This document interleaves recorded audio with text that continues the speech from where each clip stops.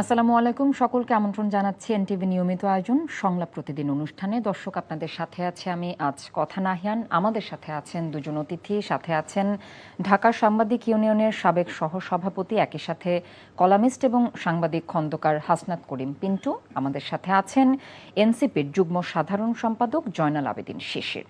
আপনাদের দুজনকে আমন্ত্রণ জানাচ্ছি আমাদের আজকের আলোচনায়। এই আলোচনায় মূলত আমরা প্রতিদিনের ঘটমান বিষয় নিয়ে আলাপ করি। এই মুহূর্তে কিছুক্ষণ আগে ঘটে যাওয়া একটি বিষয় আছে আমার হাতে। আমরা জানি যে সাতক্ষীরা 4 আসনের সংসদ সদস্য গাজী নজরুল ইসলামকে নিয়ে বেশ কিছু ভিডিও দেখেছি, তাকে নিয়ে আলোচনা সমালোচনা চলছিল এবং পরবর্তীতে কিছুক্ষণ আগে আজই তাকে দল থেকে বহিষ্কার করা হয়েছে। নৈতিক স্খলন প্রমাণিত হওয়ায় তাকে বহিষ্কার করা হয়েছে। এই যে নৈতিক স্খলনজনিত কারণে বহিষ্কার হওয়া একজন সংসদ সদস্য এবং একই সাথে দল থেকে নির্বাচন কমিশনও চিঠি দেওয়া হয়েছে এই বিষয়, এটাকে কিভাবে দেখছেন? এটাকে একটি নজির স্থাপন হলো, বা পরবর্তীতে এমন নৈতিকতার অবক্ষয়জনিত কারণে বা নৈতিকতার অবক্ষয় ঘটে এমন কোনো কাজ থেকে সংসদ সদস্য বলেন, এমপিরা বলেন বা যারাই, তারা কি বিরত থাকবে? কি মনে হয়? আমি যদি পিন্টু সাহেবের কাছেই প্রথমে আসি। ধন্যবাদ। আপনার মাধ্যমে এনটিভির সকল শ্রোতা দর্শককে শুভেচ্ছা জানাই।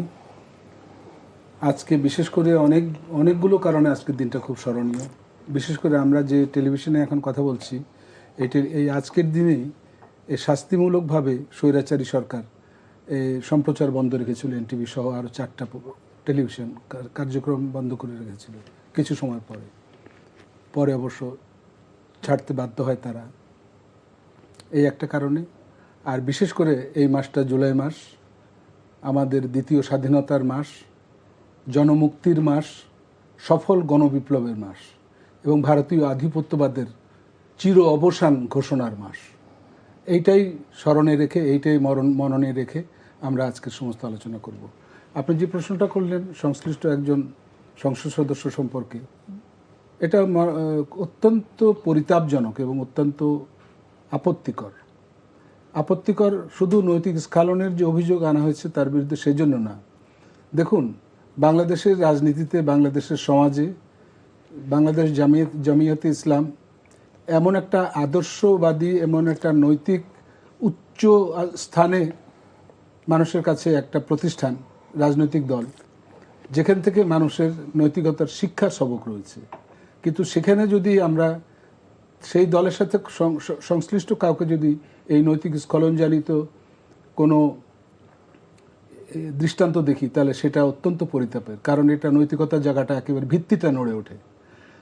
তবে অন্যান্য দলমতের মতো যে দল এটা সম্পর্কে উদাসীন হয়েছে, দল এটা সম্পর্কে কোনো শাস্তিমূলক ব্যবস্থা নেয়নি, সেটা অত্যন্ত আনন্দের বিষয় এবং এটা একটা নজির স্থাপিত হলো যে দলের শুরু থেকে শেষ পর্যায় পর্যন্ত যে কেউ যদি এ ধরনের নৈতিকতা বিরোধী কোনো অভিযোগে অভিযুক্ত হন, সেটা আর্থিক হতে পারে, সেটা সম্পর্কের দিক থেকে হতে পারে, সেটা নৈতিক দিক থেকে হতে পারে, সেটার প্রতিবিধান এরকমই হওয়া উচিত। অন্যান্য দলের মতো উদাসীনতার পরিচয় দেননি এমন বলছেন, কোন দলকে বলছেন? না, আমি এটা সাধারণত জেনারেলি তাদের দলের কোনো নেতাকর্মীর কোনো অভিযোগ হলে তারা এটার এরকম ইনস্ট্যান্ট শাস্তি বা ইনস্ট্যান্ট একটা পদক্ষেপ প্রতিবিধান নেয় না, সেই অর্থে বলছি।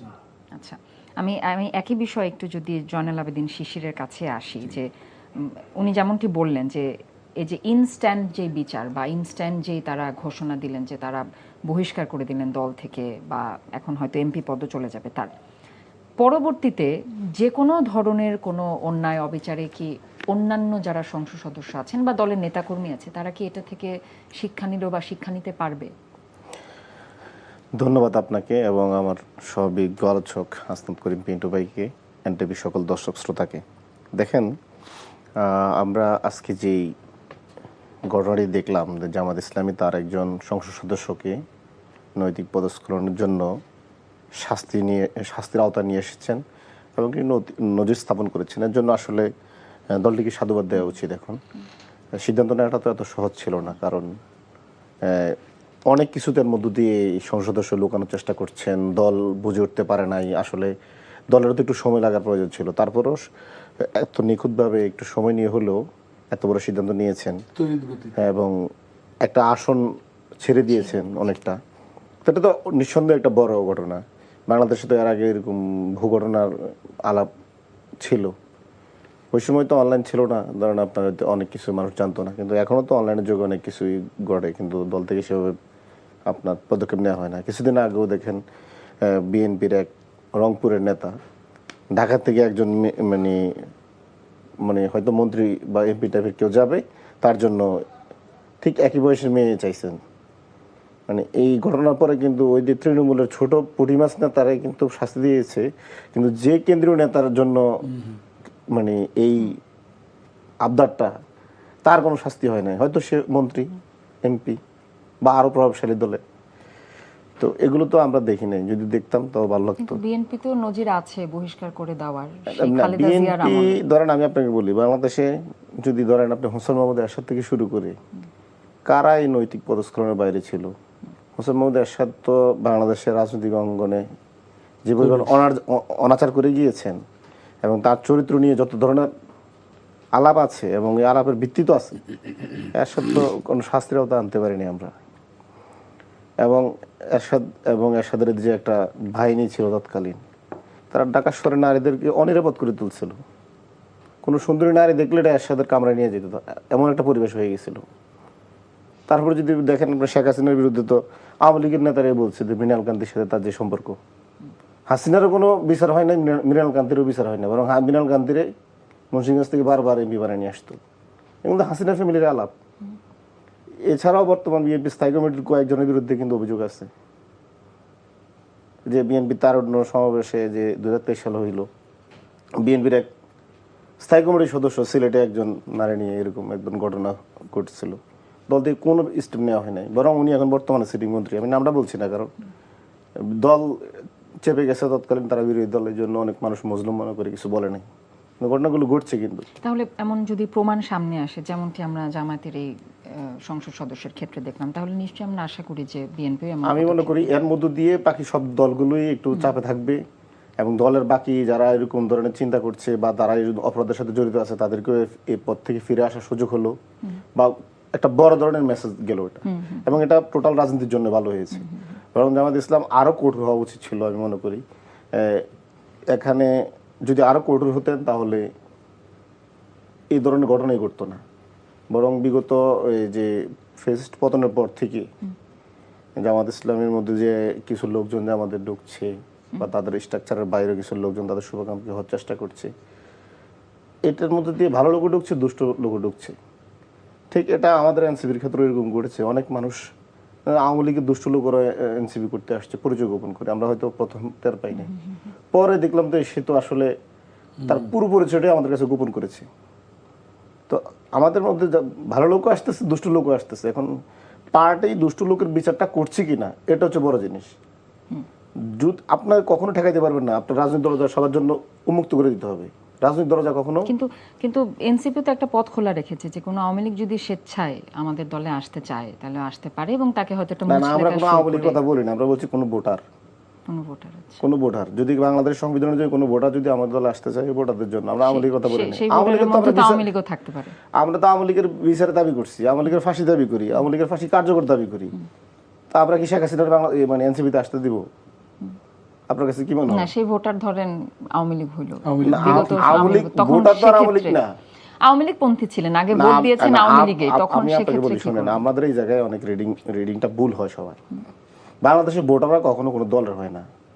যদি আপনি 47-এর নির্বাচন দেখেন, মুসলিম লীগের ভোটার আর কংগ্রেসের ভোটার, মানে ভালো বলে না যে দোষ ভালো আওয়ামী লীগ খারাপ আওয়ামী লীগ, ধরেন কোন ভালো আওয়ামী লীগ আওয়ামী লীগ তো কখনো ভালো আর খারাপ নাই। আওয়ামী লীগ মানেই হচ্ছে এরা খারাপ আওয়ামী লীগ। আওয়ামী লীগ ভালো কি আমার দেখান, আপনি একটা ভালো আওয়ামী লীগ দেখান, তাহলে আওয়ামী লীগের একটা ভালো লোক দেখান যে এটারে আপনারা এনসিপি নিতে পারবেন। পারবো না আমরা। বড় আপনি বলবেন যে বাংলাদেশের সবচেয়ে নিকৃষ্ট লোকেরাই তো আওয়ামী লীগ করে, এবং আওয়ামী লীগ এই জন্যই করে যে বাকি নিকৃষ্ট লোকের সাথে আমি এখন চলতে পারবো। এবং আওয়ামী লীগের মধ্যে যদি কোনো ভালো লোক থাকে, সে হয়তো নিকৃষ্ট লোকে পরিণত হবে, অথবা সে ওই দল থেকে বের হয়ে যেতে হবে। যে বিগত সময় আওয়ামী লীগ করেছিল এমন তো আছেন অনেকে। আমি তো এই জন্য বললাম যে বিগত সময় আওয়ামী লীগ করছে, ভালো লোকের একটা দেখান না। আমি একটু ওনার সাথে যোগ দিতে পারি? অবশ্যই। যে আওয়ামী লীগ হচ্ছে একটা বাই পারসেপশন একটা করাপ্ট, একটা ডিসলয়াল এবং একটা অ্যান্টি নেশন, অ্যান্টি কান্ট্রি, গণশত্রু, গণবিরোধী একটা পারসেপশন নিয়ে আওয়ামী লীগের জন্ম এবং আওয়ামী লীগের গত 60 বছরের পথ চলা। এই পথ চলায় তাদের কোনো পজিটিভ অবদান নাই।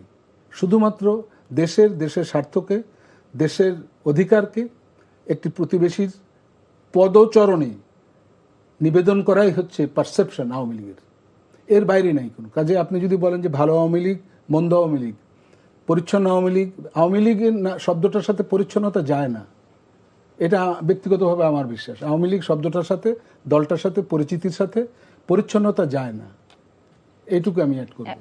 এমন একটি কথা আছে, আমি একটু শিশু ভাইকে একটু বিরক্ত করব, যে এনসিপি শীর্ষ পর্যায়ের কিছু নেতাদের থেকে এমন উক্তি এসেছে যে আওয়ামী লীগের যারা ভালো ছিল বা যারা পরবর্তীতে আওয়ামী লীগ দোষী দেখে বুঝতে পেরে বা এই আন্দোলনে যখন ছিল তখন তারা বুঝতে পেরে যখন ভালো হয়ে আসছে, তারা যদি চায় তারা আমাদের দলে আসতে পারে। তাহলে না, এই কথাটা আমি আপনাকে বলি, এই কথাটা মানে আপনাদের জার্নালিজম করেন, জার্নালিজমের কিছু পরিভাষা আছে, ডাবল বার্নার্ড কোশ্চেন। যখন তো আমাদের আহ্বায়ক বললেন যে এনসিপি দরজা সকলের জন্য খোলা, তখন আওয়ামী লীগ পন্থী এক সাংবাদিক বলতেছে তাহলে কি আওয়ামী লীগের কেউ আপনাদের দলে চলে আসতে পারবে? তখন আমাদের আহ্বায়ক বলছে যারা বাংলাদেশের প্রচলিত আইনে যারা অপরাধী না তারা আসতে পারবে। এক্স্যাক্টলি। এখন আমার কথা হচ্ছে বাংলাদেশে কোন আওয়ামী লীগটা অপরাধী না? আর যদি অপরাধী নাই হয় সে তো আওয়ামী লীগ না। আওয়ামী লীগ হইতে হলে তারা অপরাধী হওয়া লাগে, তাকে ভোট চুরি করা লাগে, তার ভোট কেন্দ্র আটকানো লাগে। আপনি 2014 সালে, 18 সালে, 24 সালে যে ভালো আওয়ামী লীগটা, সে ভালো আওয়ামী লীগটা ভোটাধিকার হরণের পক্ষে ছিল। তাহলে এই টার্মটা তো আসবে না যে নিরপরাধ আওয়ামী লীগ আমাদের সাথে যুক্ত করতে। আর আওয়ামী লীগ তো নিরাপদ নাই, মানে বরং আওয়ামী লীগ শব্দের অর্থ হচ্ছে খারাপ লোক, আওয়ামী লীগ শব্দের অর্থ হচ্ছে খুনি, আওয়ামী লীগ শব্দের অর্থ হচ্ছে করাপ্টেড, চরিত্রহীন, আওয়ামী লীগ শব্দের অর্থ হচ্ছে যে ভোটাধিকার হরণকারী। তাহলে আপনি এত কিছুর পরে তার ভালো আওয়ামী লীগ করতে আসবে? আর আওয়ামী লীগ মানে খারাপ? আপনারা দেখেন আমাদের ভাই এই আওয়ামী লীগটা ভালো আছে না, আমি তো দেখাতে চাই না। না, আপনি পারবেন না তো। কিন্তু এনসিপির কিছু আপনি পারবেন না তো। আমি আপনাকে বলি, আমার অনুষ্ঠানে বসে অনেকে বলে গেছেন যে নিরপরাধ আওয়ামী লীগ তারা চাইলে আমাদের যে ভালো আওয়ামী লীগটা সেটা তো বাইতুল মোকাররমের খতিব, সে পালাইছে। বোঝেন কত ভালো আওয়ামী লীগ? সে যদি ভালো আওয়ামী লীগ হইতো সে পালাইতো? খতিব থেকেও ভালো আওয়ামী লীগ কে আর বলেন? বাইতুল মোকাররমের খতিব হচ্ছে সবচেয়ে ভালো আওয়ামী লীগ, সে পালাইছে কারণ সে বাইতুল মোকাররমের নিয়োগ, তদবির এবং আর্থিক এমন চুরি চামারি করছে। এই ভালো আওয়ামী লীগ, সবচেয়ে ভালো আওয়ামী লীগ, সেও পালানো লাগছে। এত মানে যদি বলেন 1 নম্বর র্যাঙ্কিং এর ভালো আওয়ামী লীগ, এই অবস্থা, তাহলে আপনার খারাপ আওয়ামী লীগ কই পান? আওয়ামী লীগ মানেই তো খারাপ। পালানোর কথা যেহেতু আসলেই 2024 জুলাই মাস, ঠিক আজকের দিনে 22 জুলাই, হ্যাঁ, তৎকালীন প্রধানমন্ত্রী শেখ হাসিনা কিছু শীর্ষস্থানীয় ব্যবসায়ীদের সাথে বৈঠকে বসেছিলেন ঘটমান বর্তমান যে আন্দোলন চলছিল সেটি নিয়ে, এবং সেখানে তিনি বলেছিলেন এমন একটি উক্তি যে শেখ হাসিনা পালিয়ে গেছে, চলে গেছে, শেখ হাসিনা পালায় না। পরবর্তীতে আমরা দেখেছি 5 আগস্টে তার প্রতিদান বা তার ফল কি হয়েছে। এই যে ব্যবসায়ীদের সাথে বসে আন্দোলন, এবং সেখানে ব্যবসায়ীরা কিন্তু বলেছিল যে শেষ পর্যন্ত আমরা আপনাদের সাথে, আপনার সাথে আছি।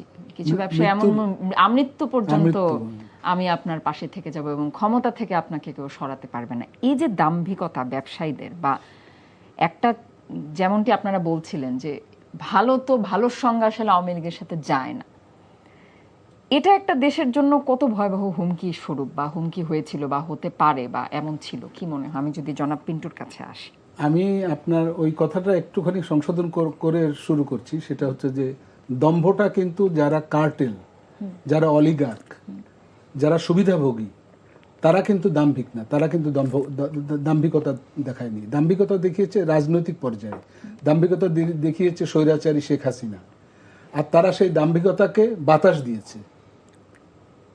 সেই দম্ভ যাতে তার আরো বাড়ে, হিমালয় স্পর্শ হয়, এভারেস্ট পর্যন্ত যায়, সেই চেষ্টা তারা করেছে। অর্থনৈতিকভাবে করাপশনের মধ্য দিয়ে, টাকা পাচারের মধ্য দিয়ে, তাকে দেওয়া চাঁদার মধ্য দিয়ে, সুযোগ সুবিধা গ্রহণ এবং সুযোগ সুবিধার শরিকানা নিয়ে তারা স্বৈরাচার তৈরি করেছে।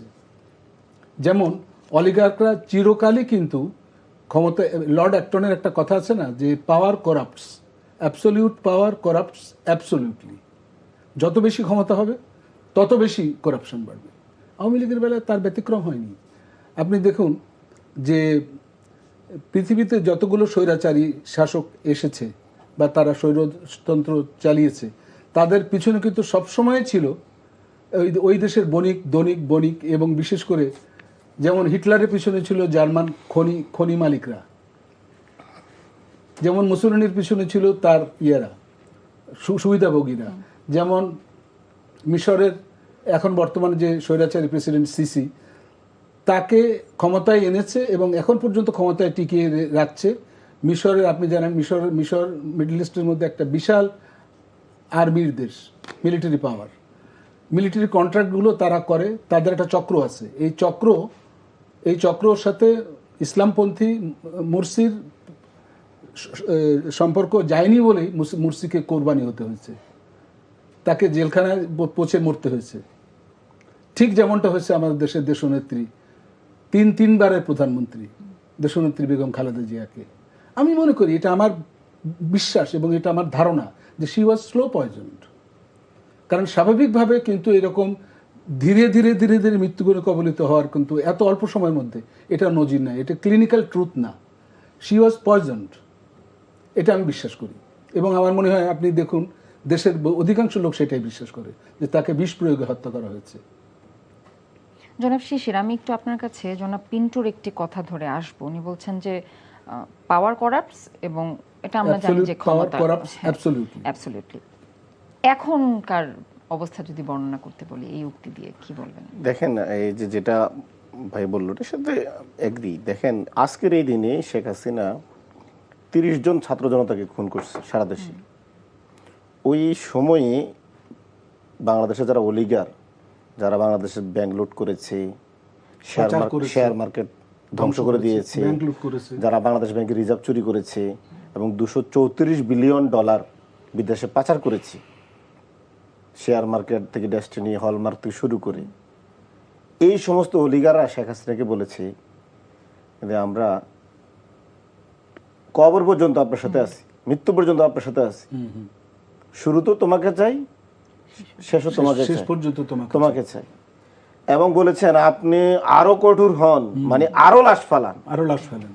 এই হচ্ছে মানে অলিগারদের ব্যাপারে মানে তার শেখ হাসিনা অবস্থান ছিল।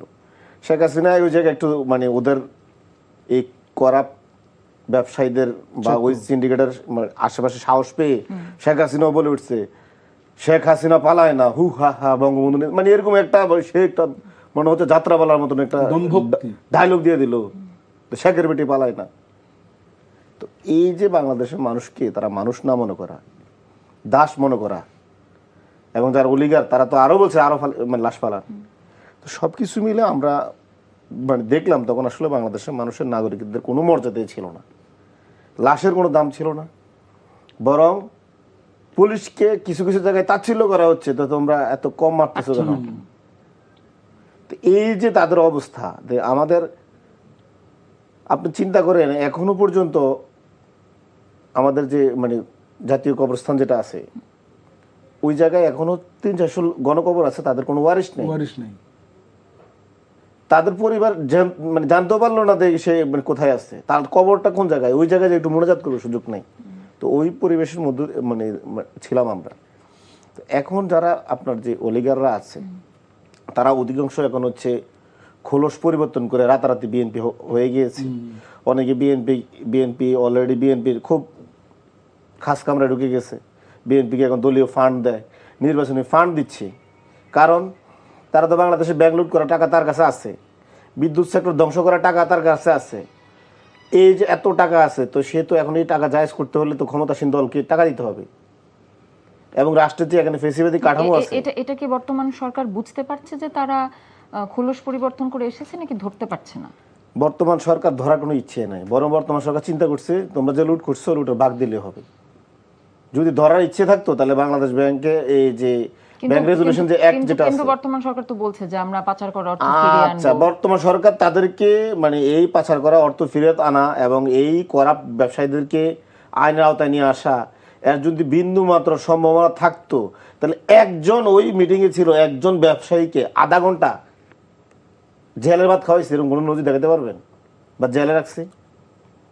দেখান তো একজন ব্যবসায়ী শেখ হাসিনার সাথে ওই মিটিংয়ে ছিল, যারা 1 ঘন্টার জন্য জেলে যাইতে হয়েছে। এখনো বহাল তবিয়তে আছে তারা। বরং ওই গোষ্ঠীটা বিএনপিকে দিয়েও পারলে আরেকটা গণহত্যা করাবে। যদি তাদের এই বিএনপিও যদি তাদের কখনো স্বার্থে আঘাত লাগে, তারা বিএনপি বিরুদ্ধেও লাগবে। তার মানে একটা দেশের ব্যবসায়ী যে গোষ্ঠী সেটা এতটাই ভয়াবহ হতে পারে যে সরকারকেও তারা বাধ্য করতে পারে গণহত্যার জন্য বা এমন। শোনেন, যারা এই একটা দেশের ইকোনমি এভাবে ধ্বংস করে দিতে পারে, ব্যাংক লুট করে ফেলতে পারে, একটা দেশের সম্পদের পরিমাণ, এখানে আমাদের জিডিপি সাইজ হচ্ছে 450 বিলিয়নের মতো, বিলিয়ন ডলার মতো, এর মধ্যে যদি 234 বিলিয়ন ডলার পাচার করতে পারে, তাদের কি আপনি মানুষ মনে করেন? এটা তো পশু। এরা তো এই রাষ্ট্র বিশ্বাস করে না, এরা মনে করে এটা হচ্ছে ওদের মানে এখান থেকে তারা লুটপাট করবে। তাদের তো দেশ না, তাদের জন্য তো উন্নত বিশ্ব। তারা ওইখানে বাড়ি করবে, ছেলে সন্তান পড়াবে, আর এখান থেকে শুধু লুট করবে। তারা এই দেশ বিশ্বাসও করে না।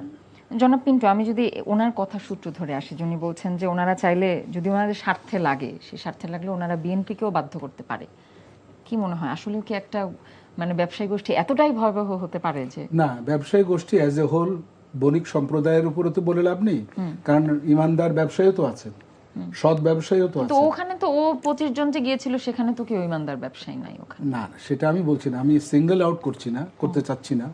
সেটা হচ্ছে যে ব্যবসায়ী অ্যাজ এ কমিউনিটি, ব্যবসায়ীদের মধ্যে কিন্তু সৎ ব্যবসায়ীও আছে, আর ব্যবসায়ী নামধারী কিছু লুটেরাও আছে, যাদের কাজই হলো কোনো রকমের কোলাটারালটা ব্যাংকে দিয়ে প্রভাব খাটিয়ে, রাজনৈতিক প্রভাব খাটিয়ে ঋণটা নেওয়া, বিনিয়োগটা নেওয়া, এবং বিনিয়োগ নেয়ই তারা এই জন্য যে বিনিয়োগটা যাতে আর কোনোদিন ফেরত দিতে না হয়, এমন পরিস্থিতি করে তারা।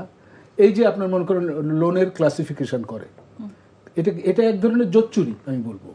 ক্লাসিফিকেশন মানে হচ্ছে আমি আস্তে আস্তে দেবো বা আমাকে একটু অব্যাহতি দেন। এটা কিন্তু আলটিমেটলি তাদের নিয়তটাই হচ্ছে এই ঋণের টাকাটা শোধ না দেওয়া।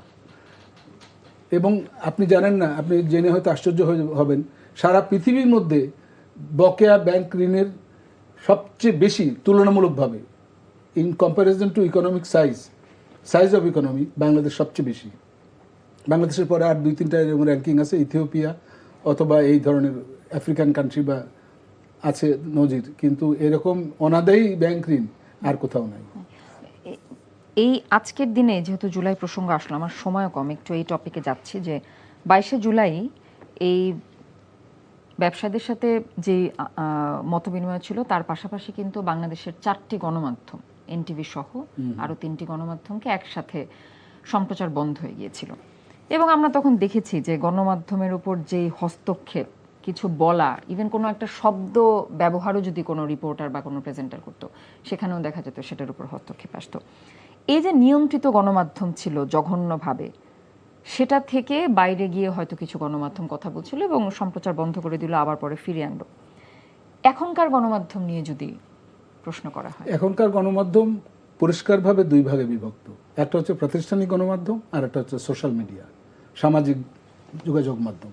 তো সামাজিক যোগাযোগ মাধ্যমের ক্ষিপ্রতা এবং আউটরিচ এত বেশি এবং এত তাৎক্ষণিক যে মানুষ জেনে যাচ্ছে, মানুষ কিন্তু ভুলও জানছে। না, ভুল জানছে সেটা যারা এআইটিআই দিয়ে অথবা কৃত্রিম বুদ্ধিমত্তা দিয়ে যদি ম্যানিপুলেট করে, তো সেটা কিন্তু মানুষ যখন দেখে তখন কিন্তু স্ক্রল করে চলে যায়, ট্রল করে। এবং তখন কিন্তু মানুষ আবার মেইনস্ট্রিম গণমাধ্যমে আসে দেখতে, সত্যতা যাচাই করার জন্য যে আমার মোবাইল জার্নালিজম সঠিক বলছে নাকি টেলিভিশন জার্নালিজম আমাকে সঠিক তথ্য। টেলিভিশন জার্নালিজম তো ডেফিনেটলি একটা দায়িত্ব জায়গা, কিন্তু সোশ্যাল মিডিয়ার সেটা নাই, সে নিয়ন্ত্রণও নাই, সে নিয়ন্ত্রণ সম্ভবও না। কাজে ওখানে মিস রিপোর্টিং, ডিস রিপোর্টিং, এগুলোর সংখ্যাটা বেশি। সেটা জেনেও বলছি যে পারপাসটা কি, পারপাসটা হচ্ছে যে মানুষের কাছে খবরটা পৌঁছানো আগে। তো সে তো প্রাতিষ্ঠানিক সংবাদ মাধ্যমের আগে কিন্তু তার হাতের সেলফোনে কিন্তু যে পেয়ে যাচ্ছে জিনিসটা, তারপরে তদন্ত করা বা তারপরে দুটার সাথে মেলানো, সেটা তো পরের কথা। জনাব শিশির, আপনি সাংবাদিকতারই ছাত্র, আমি যদি বলি এখনকার সংবাদ মাধ্যমের যে আগের যে নিয়ন্ত্রণ ব্যবস্থা ছিল, এখন তো সেই জিনিসটা নেই। সংবাদ মাধ্যমগুলোকে স্বাধীনভাবে তাদের নিউজ বা সংবাদ প্রকাশ করতে পারছে কিনা বা করছে কিনা? না, করছে না। কেন মনে হচ্ছে করছে না? দেখেন, গণমাধ্যমে আগে যেটা ছিল রাষ্ট্রীয় মানে সেন্সরশিপ ছিল, রাষ্ট্রীয় সেন্সরশিপের কারণে সেলফ সেন্সরশিপ অনেকে করতেন, এটা করলে আমার রাষ্ট্র আমাকে চাপ দিবেন, তো সেটাকে আমরা রাষ্ট্রীয় সেন্সরশিপের আওতায় মানে ফেলি। কিন্তু এখন যারা মানে ফেসিস্ট ছিল তারা কিন্তু গণমাধ্যমে বহাল তবিয়তে আছে, তার ফেসিবাদী চেহারা প্রকাশ হয়ে যাবে সে ভয়ে সে এখন সরকারের বিরুদ্ধে কিছুই করছে না, সে করছে সেলফ সেন্সরশিপ। বরং সে তার অপরাধ, তার পাপ ঢাকার জন্য 2 কদম বেশি বিএনপি করছে, অতি বিএনপি সাজছে, অতি ক্ষমতাসীন দলের পক্ষে সাপোর্ট নিচ্ছে, শেখ হাসিনাকে আরো 2টা গালি বাড়াই দিচ্ছে, অথচ শেখ হাসিনা ফেসে সে। তো এই ঘটনাগুলো ঘটছে, দেখবেন বিরোধী দলেরকে কিন্তু মিডিয়া সেভাবে স্পেস দেওয়া হচ্ছে না। এর মধ্য দিয়ে সে বুঝাচ্ছে আমি কিন্তু বিএনপির লোক, দেখো আমি কিন্তু জামাত এনসিপি কে বেশি ডাকছি না, এটা কি আমি আগের মতো আওয়ামী লীগ নাই, করছে নাকি তাকে করানো হচ্ছে? সে নিজে নিজেই করছে, কিছু জায়গায় বেশিরভাগ নিজে নিজে করছে, আর কিছু জায়গায় তো অলরেডি সে মানে করে স্বাদ পাচ্ছে বা তারা করানো হচ্ছে। সে বুঝায় তোমরা আমার যে আগে ফেসিস্ট মনে করছো, আমি ফেসিস্ট না, দেখো আমি বিএনপি কত কাভারেজ দিচ্ছি, 80% বিএনপি কে দিচ্ছি, আমি আর আগের মতো আওয়ামী লীগ নাই, আমি এখন বিএনপি করি, সে বুঝাচ্ছে। কিন্তু হ্যাঁ, অপোজিশনকে সে কোনো স্পেসে দিচ্ছে না, তো এটা তো সেলফ সেন্সরশিপ হয়ে যাচ্ছে এই জায়গায়। দ্বিতীয়ত হচ্ছে ধরেন আপনার আজকে যে ঐতিহাসিক মানে যে দিনটা, যে 4টা গণমাধ্যমে এনটিভি, যমুনা, বাংলা ভিশন এবং দেশ টিভিকে বন্ধ করে দিয়েছিল, যে এর আগের দিন 96 জন মানুষ খুন করেছে আজকে, তারপর হচ্ছে আবু সাইদের ইস্যুটা, মানে আপনার যেরকম আবু সাইদ যখন শহীদ হয় দুহাত প্রসারিত করে যখন লাইভ দাগে থাকে, তখন এনটিভি একমাত্র লাইভ করেছেন আপনারা, তো আপনাদের প্রতি তো তখন অনেক বেশি রাগ ছিল। এর মধ্যে থেকে বোঝা যায় যে 4টা টেলিভিশন বন্ধ করছে, বাকি কোনো কিছু বন্ধ করে নাই। হেফাজতের সময় কাকে বন্ধ করছে? হেফাজত আন্দোলনের সময় ইসলামী টেলিভিশন, দিগন্ত টেলিভিশন। তার মানে কি ওই 2টা টেলিভিশন জনগণের পক্ষে ছিল, কিছু দেখানোর চেষ্টা করেছিল, বা এখানে যে গণহত্যা হচ্ছিল এটা দেখাচ্ছিল। ঠিক এখনো ঠিক আপনাদের এই যে এনটিভি সহ যে 4টা টেলিভিশন কিছুটা অবস্থান নেওয়ার কারণে তাদের উপরে মানে খড়গহস্ত হয়েছে।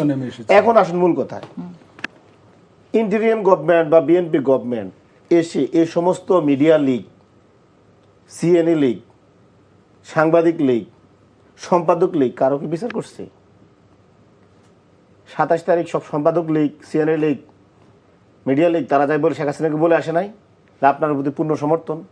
অলরেডি আমাদের 1000 ছাত্র জনতাকে খুন করে ফেলছে হাসিনা। কিন্তু তারা কিন্তু আপনি কি এখন বলেন এদেরকে যদি এখন আপনি বিচার আওতায় নিয়ে মানে না আনেন, তাহলে তারা তো সামনে যদি কোনো আর দেশের ক্রাইসিস হয়, তারা তো আবার তাদের মানে এই নগ্ন চেহারায় প্রকাশ পাবে, এবং তারা চিন্তা করবে যে হাসিনাকে দিয়ে এতজন খুন করেছে, আবার করবো, সমস্যা কি? এই যে তাদের বিচার না করা, মানে ট্রুথ অ্যান্ড রিকনসিলিয়েশন নিয়ে না আসা বা হিলিং প্রসেস নিয়ে না আসা, এর মধ্য দিয়ে কিন্তু তাদেরকে আরো বেশি আপনি ক্ষমতায়িত করছেন। সে ভিতর থেকে আরো বেশি ফেসিস্ট হয়ে উঠবে, সে জাস্ট কিছুদিন চুপ থাকবে। এখন এগুলো আমরা মানে বলি কেন জানি বিএনপি এগুলো এখন আর বলে না। 2023 সালে তার মিডিয়া সংস্কার দরকার ছিল, 5 আগস্টের পরে তার আর মিডিয়া সংস্কার দরকার নাই।